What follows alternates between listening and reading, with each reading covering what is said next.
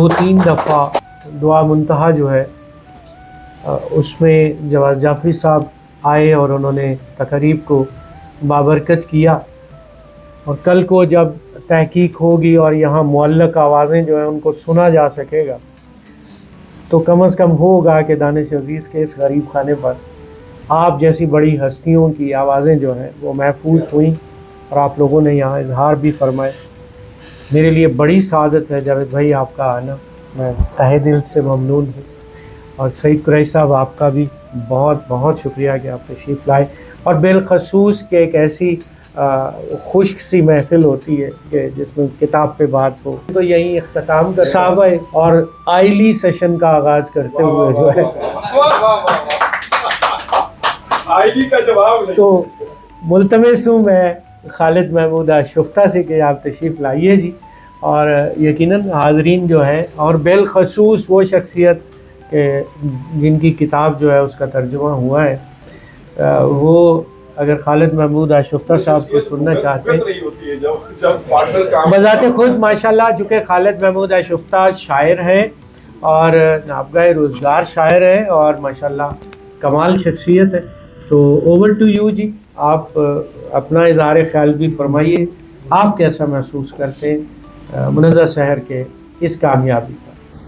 السلام علیکم جی، صاحب استعارت کی اجازت سے میں شروع میں جب منزہ نے یہ ترجمہ شروع کیا، ٹرانسلیشن شروع کی، تو میں بڑا خائف تھا۔ خائف اس لیے تھا شاید کہ یہ کسی بھی مطلب میرے اندر ایک ڈر تھا کہ شاید اس کام کو پذیرائی نہ ملے، لیکن جب انہوں نے کام شروع کیا، لکھنا شروع کیا، تو میں بعض اوقات سویا یکدم اٹھ پڑتا، اچانک میری آنکھ کھلتی ہے، اور اس کی وجہ میں نے کئی دفعہ نظم کو ٹرانسلیٹ کرتے اور پڑھتے ہوئے منزہ کی سسکیاں سنی،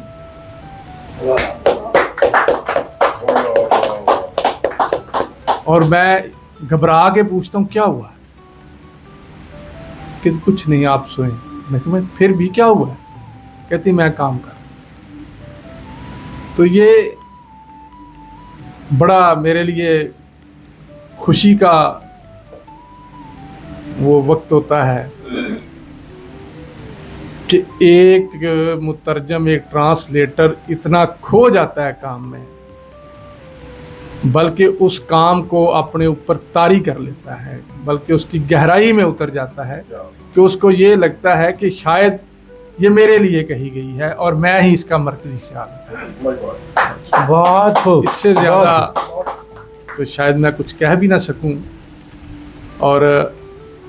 بینگ اے ہسبینڈ میں اس چیز کا اعتراف کرتا ہوں کہ منزہ ایک بہت سلجھی، پڑھی لکھی، ذہین اور باادب خاتون ہے۔ اللہ تبارک و تعالی اس کے زور قلم میں اور اضافہ کرے، اور مجھے ہمیشہ اس کی ان تحریروں پہ فخر رہے گا انشاءاللہ۔ بہت اچھا۔